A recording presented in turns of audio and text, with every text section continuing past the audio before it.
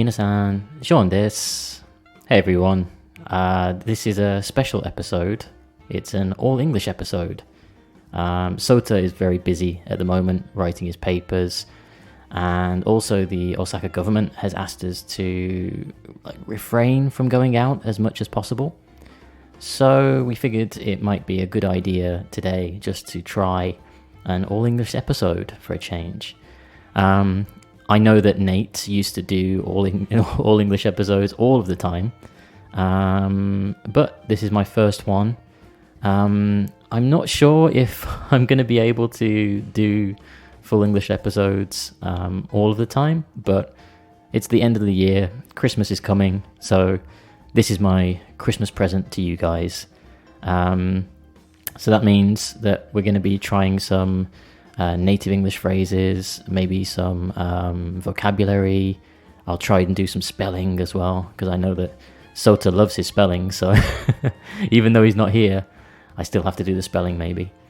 But also that means, because Sota isn't here, I've got no one to do the introduction with. You know, the Sota to Sean no Daihon nashi eikaiwa lesson, like the intro, right? So, I want you guys to help me. I want you to say your name, and then I'm going to join in too, and this can be our Daihon nashi eikaiwa lesson episode. This is ours together, okay? So, are you ready? Sean no Daihon nashi eikaiwa lesson, episode 152.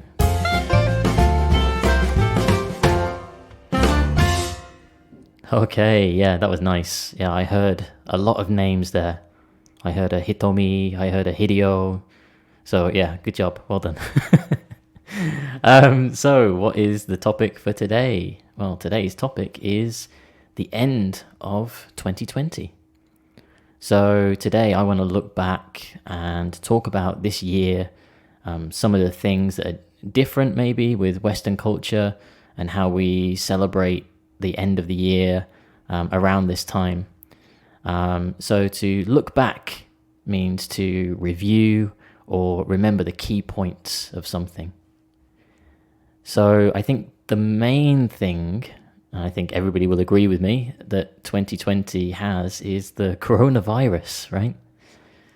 So the coronavirus has pretty much dominated most of this year, and it's really, disrupted a lot of our plans. People had travel plans, people had, new jobs and things lined up, but all of those things have been, put on hold now, and it's been really difficult for a lot of people. A lot of my friends who have small businesses, they have bars or clubs or, even English schools, and a few of them have had to, close for good.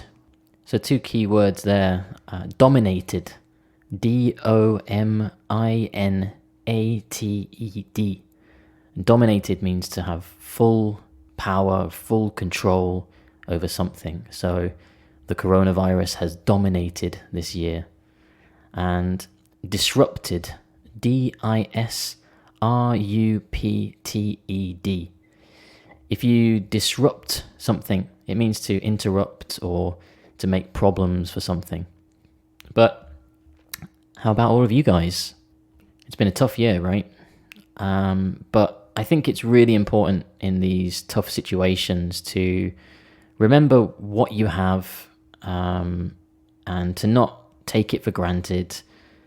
Even simple things, going to the cafe, meeting your friends, these kind of things that we used to do before the coronavirus that we didn't think were very special, Every time I used to have an English lesson with some of my Japanese students, and I'd ask them, hey, what's new? And they'd always say things like, nothing special, yeah? 特にないです. And I'd always be disappointed because I'd have to tell people, everything is special. Going to the cafe, meeting your friends, going to the cinema, these are all special things, right? But I think a lot of people don't think that they are special. But this whole situation, I think has made us appreciate these things more, I believe. So yeah, phrase there, take for granted. So if you take something for granted, like take him for granted, take her for granted, take it for granted, it means to not fully appreciate something, or you become too familiar with that thing, so it doesn't feel special anymore. And only when that thing is taken away that you realize that it was special, right? So please don't take things for granted, yeah? So we're coming up to the end of the year, and overseas, especially in America and around Europe, and obviously Australia too, people are starting to celebrate Christmas. So I thought I'd tell you guys a little bit about how my Christmases in England usually were over the past couple of years. So on a kind of negative note to start, my parents divorced when I was a very young age. So I never had that kind of big family Christmas gathering, I'd always celebrate Christmas with my mom, and then I'd go and celebrate Christmas with my dad, like separately. But usually, most people, they celebrate with their families together. So growing up, I guess I was kind of lucky because I'd have 2 Christmases, But as I got older, the kind of magic of Christmas started to kind of wear off. But the one thing that I would always look forward to would be the Christmas dinner. And Christmas dinner is so important for Christmas Day. So my best memories of Christmas dinner was back in England, like a few years ago. Over the last maybe 4 or 5 years, maybe. What I used to do was I'd go to my best friend's house, my best friend's parents' house, because they used to live on a farmhouse. And if you've ever seen a farmhouse, they are huge. They've got 4 or 5 bedrooms, a living room, a dining room, a big kitchen, and there's plenty of space. So I used to go to their house around Christmas, on Christmas Day, and we would celebrate Christmas together. So they're not my real family, but they always treated me like I was this extra son, yeah. And I've mentioned about my best friend before in the previous episode. He's the one that's the bad influence that always tries to make me buy things. But he's like my brother, so we always celebrated Christmas together. So he would come and pick me up from my house on Christmas Eve, on December 24th, and we'd go to the farmhouse, and I'd have like an overnight bag to stay the night. And that evening, all of his, relatives, his aunties, his uncles, his cousins would all come to the farmhouse, and they'd all stay the night as well. So the next day in the morning, so Christmas Day, we could all wake up together, go downstairs into the living room next to the Christmas tree, and we could open the presents with each other. And it was really nice just being able to enjoy that kind of Christmas spirit with, even though it wasn't my family, it's, that family feeling, And once everybody's opened the presents, the next big thing is the Christmas dinner. So for anyone that hasn't experienced Christmas dinner before, wow. So you usually have like a big chicken or turkey with some gammon ham. Gammon is like a type of pork ham. Maybe some other meat on there as well, sausages. We in England we have pigs in blankets. Pigs in blankets, and these are small sausages just wrapped in bacon. So it's like double pig. But it was absolutely amazing because there'd be so much meat, and you could just hold your plate out and put a bunch of meat around the plate, then all of the vegetables, so the peas and the carrots and the mashed potatoes are all on the table, and you just help yourself. Help yourself just means to not have to ask for permission from anyone. You can just scoop up some mashed potato, throw it on your plate all by yourself. But by the time you have put all of your meat on the plate and you've got all your vegetables on there, it's amazing. I guess in Japanese you'd say like sugoi boryumi, like it's a big portion. It's really big. So portion, P-O-R-T-I-O-N. The portion we use for food, so a big portion, small portion. I hear this a lot when I go to a Japanese restaurant. They ask me like what kind of size rice that I want, like omori, and I'd say like that's a big portion of rice. But yeah, wow, Christmas dinner, it's a big portion. If you have the chance, if you ever go traveling next year around Christmas time and you have the chance to try a Christmas dinner, please try it. Yeah, 食べてみてください. It's amazing. I can't stress it enough. When I went back to England 4 years ago, I think it was, for Christmas, the plane journey was about 16 hours and it was so uncomfortable. But the whole time that I was on the plane, the thing that kept me motivated, the thing that kept me going was thinking about eating this Christmas dinner. The guy in the plane seat next to me, he was snoring just like... And the guy on the other side of me was like elbowing me every so often. And I was like, getting really stressed. And then all I could think of was like, no, just think. Soon you'll be eating Christmas dinner. You can do it. So that was my big motivation. So yeah, traditionally you'd have the Christmas dinner, and then because the portion is so big and everybody is so full, it's tradition to take a nap. Nap. N-A-P. A nap is just a small rest, like a little sleep for maybe like 10 minutes, 20 minutes, just to kind of help the food kind of go down because there's so much. And then once everybody's kind of woken up after their Christmas Day nap, it's tradition to play a board game. So in Japan, I guess like Jisei game, like Life or Monopoly is also quite popular. And the family will kind of gather around and we'll all play a board game and maybe have a little bit of alcohol, so some red wine or maybe some champagne, maybe, to celebrate. And then that would kind of wrap up the evening very relaxed and very nice kind of family time.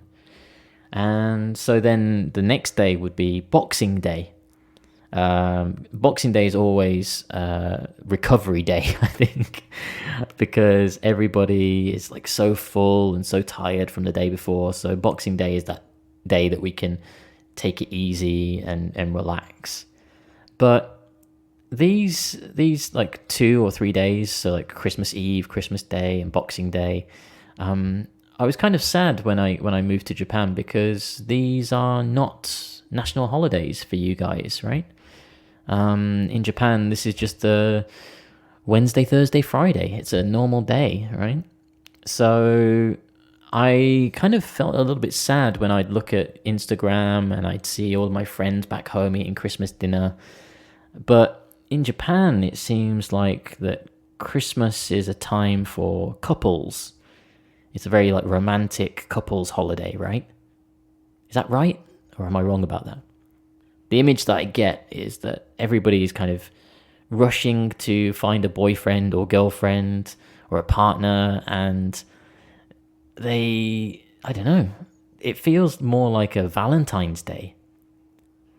So with Valentine's Day in Japan, usually it's all about, girls giving guys the chocolate, and then you have White Day, a few months later. But for me, I guess Christmas Day is kind of like Valentine's Day in Japan, maybe. But also in Japan, some differences is how you guys celebrate New Year's, right? You have things like Hatsumode and Osechi. So I guess one tip that I could give you is how to describe Hatsumode. So Hatsumode, you could say it's the first shrine visit of the new year. The first shrine visit of the new year. So if any of your foreign friends ask what you're doing for New Year and you say Hatsumode and they say, Hatsa what? You could say it's the first shrine visit of the new year. And Osechi is, I guess, would be a New Year family meal. So I guess in that way, with Japanese culture having osechi would be like our Christmas dinner, right? Because you'll get together with your family, relaxing, watching TV. So it's the same thing, right? It's just on a different day. I think that's true. But when it comes to the actual like New Year, so December 31st, I guess overseas it's very traditional to either go to a friend's house for like a small party, or maybe go to a bar or like a small pub or something and celebrate with lots of people, especially for the countdown, you know, like 3, 2, 1, Happy New Year, woo! And everybody goes crazy, right? Yeah, in Japan, I mean, you have the countdown too, but I think it's more focused on the new year in Japan. Like, it's not so much about the end of the old year. It's all about the start of the new year, right? Because you have like Hatsumode, you have the like Omikuji, like the fortune, and it's all about what's going to happen in the new year. So we kind of have that in Western culture too. In Western culture, we have New Year's resolutions. So resolutions is RESOLUTIONS.